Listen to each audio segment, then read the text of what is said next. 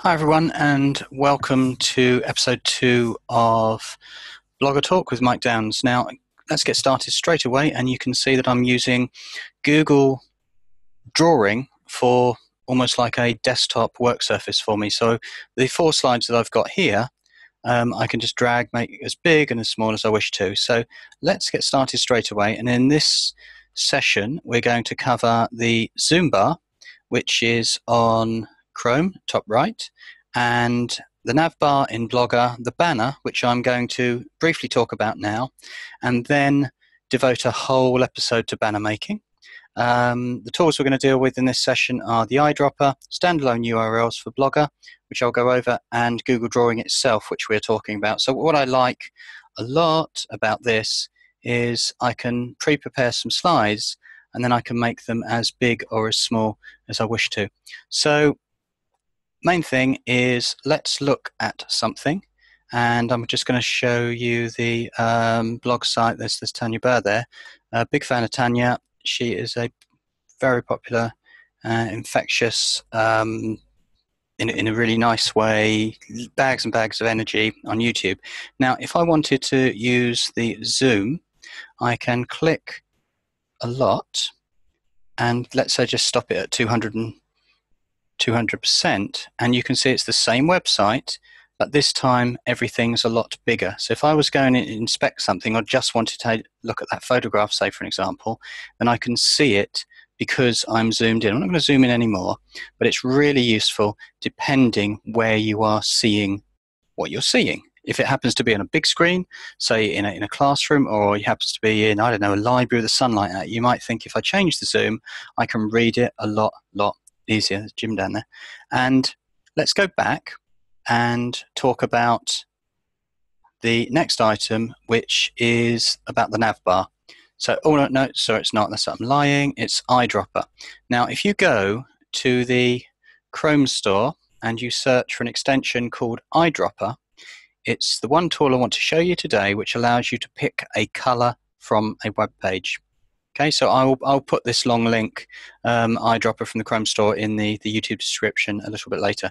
So what you'll see, for example, if I go up to, say, let's go to one of my blogger sites. Yeah, that'll do. So here's a blogger site, and the only reason I want to go to the home page is because it's got an orange on it. And then on the right-hand side up here, I can click eyedropper, and I want to know what the exact color is of the orange where it says new post, and it allows me to get those colors. And I go over to here and click pick a color, and then you'll see that there is a little dot that's following me around. I hope you can see this. It might be overlaid, but what I'm going to do is I've got my pointer here and it's gone orange, and I go click, go back to the eyedropper tool on the top right hand side, and you can see that not only has it told me what the color is, in other words, it's got some hex numbers, RGBs, but it also tells me it's coral as well. So if I wanted that exact color, say I absolutely loved it, then I can click on it, save it for later, and incorporate it in my own blog. Okay, good. So let's move on to the navigation bar itself. Now, any blog from Blogger comes along and has a navigation bar at the top here. It's really useful, but if you know all of the features on there, or you've got a custom URL, you might think that having it there, it like clutters the page a little bit. Most of my blogs, I just take it away. So it serves a function, and I've done something else which I'll show you in a couple of seconds. In other words, if I click that, I go to back to blogger.com. I can share things. I can, what's this down here? I can share Facebook, Twitter, etc. I can go and just choose random blogs, search for other blogs. I've got my Mike Downs Media Gmail address up here, and I have got shortcuts like new post and going back into the design of the blog. Now, when I click that, and if I wanted to get and remove the navigation bar completely, all I do is click onto layout, and these are the items that I'm covering really today, and I've got Navbar here if I just wanted to remove it. Now, watch this very, very carefully, because when you turn and right click, I've got the pop-up that says open this link in a new window, a new Chrome window, and I'm clicking that now. And it has opened up in a new Chrome window, and I don't think you can see that actually. So what I'm going to do is, when you do open it up, and that's why I prepared one slightly earlier, and there you go. When it opens up, let's move this one out of the way. Go out of the way, you.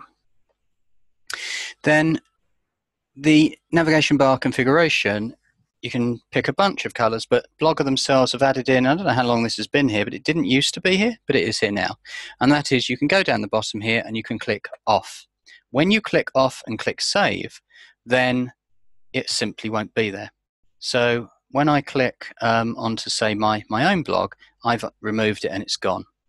So that's a good idea if you wanted to not have it there anymore. And the reason I'm showing you this part is because in my own blog again, which I was going to kind of like half case study, I've got a couple of like little, not secret buttons, but there's some buttons down here.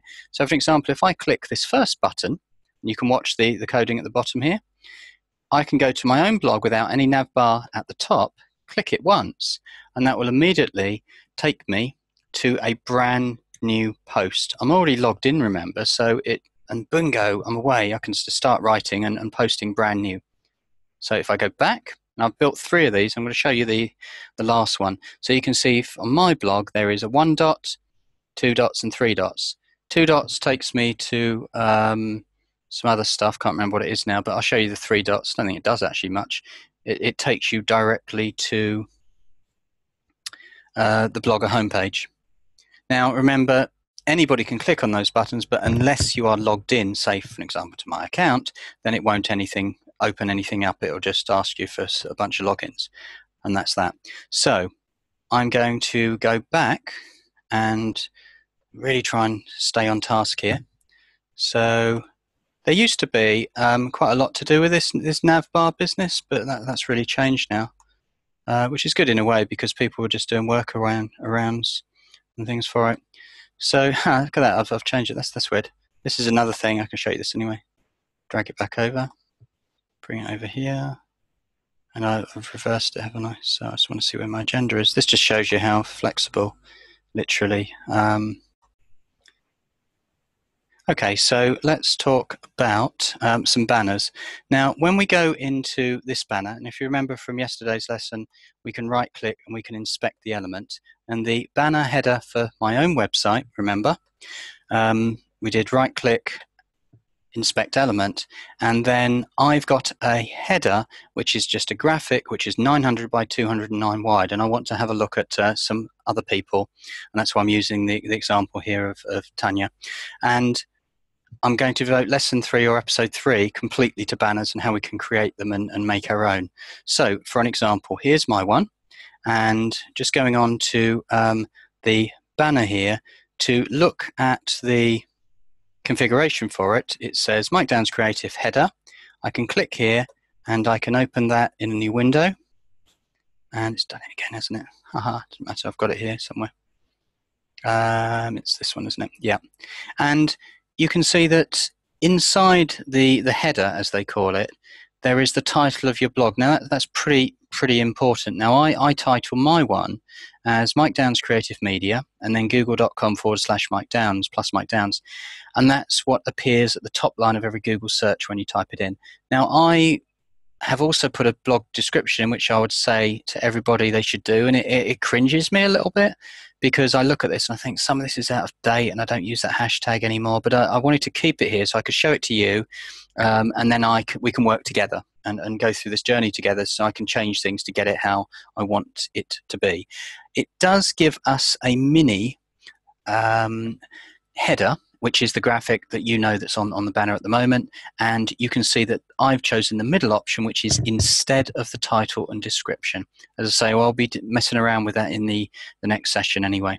So that's all I want to say about that, apart from to go and have a look at the favicon.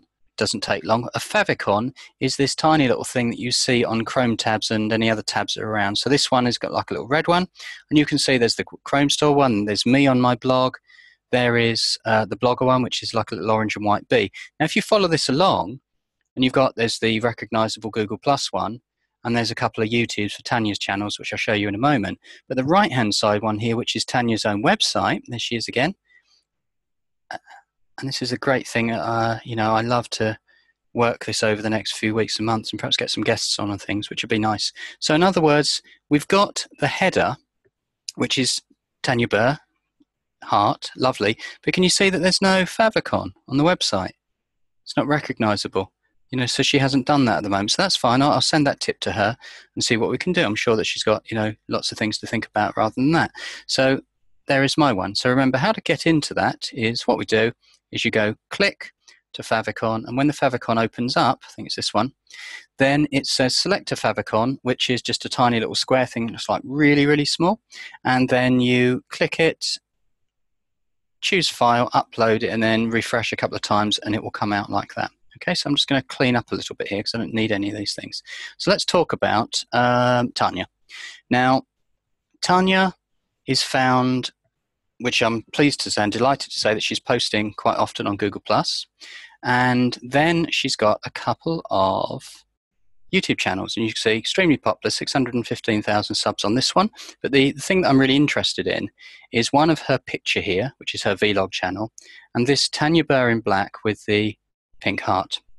If you follow that through, we've also got the same on this YouTube channel with this photo, which I really like. Same, again, right click if I wanted to have a little look and see what kind of sizes she's used. Now, looking at that size, you can see that it's 872 wide by 176. Now, YouTube does do a bunch of auto sizing to make sure that your YouTube One channel is displayed on everything from a mobile to a PC to a laptop to a tablet to a massive TV. If you want to look that stuff up, it's on my blog. There's a post about that by Andrew Stinger, I think it is, from YouTube. So if you go over to her website, then we've got, and can you see the difference? Let me just swap back to, I'm talking about the artistic level here. Here it is at YouTube, where we've got photo, YouTube, set it up that way, Tiny Burn, and let's just click over again, watch, and click. Can you see the difference in the colour?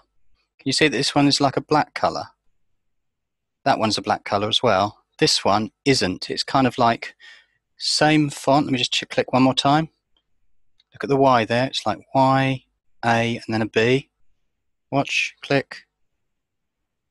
Now, which one do you like? I quite like the black one. Again, that's a preference, isn't it? So we can look at this one, we can right-click it, and we can say, inspect the element on that, and we learn by looking at other people's things, public, bookshops, no matter what it is, television programs, everybody copies everybody else, 800 by 130. But the main thing is I'm going to devote the next lesson to looking at headers and how we can make them and how we can create them and make them look pretty good. So what you also notice on here, just to go in, and it's not really about anything apart from to say, here is her website, but is there food there? Don't do this because I end up reading everything and looking and being interested in things, which is what you're supposed to be interested in. So in other words, here's a header on this website. Here's another one at YouTube. Here's another one at YouTube. Here's one at Google+. You'll notice that Google+ isn't the white Tanya with the heart. That's actually a photograph of her, slightly different there. But we're all talking in this age is I don't want to do any of these lessons without looking at Blogger in not isolation, but in like unification with absolutely everything you can find on the web.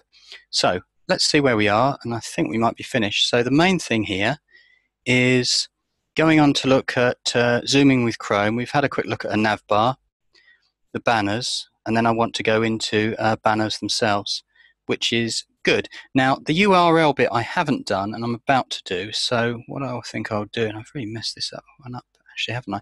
If I have messed it up, watch this. 1, 2, 3, 4, 5. I'm just clicking backwards.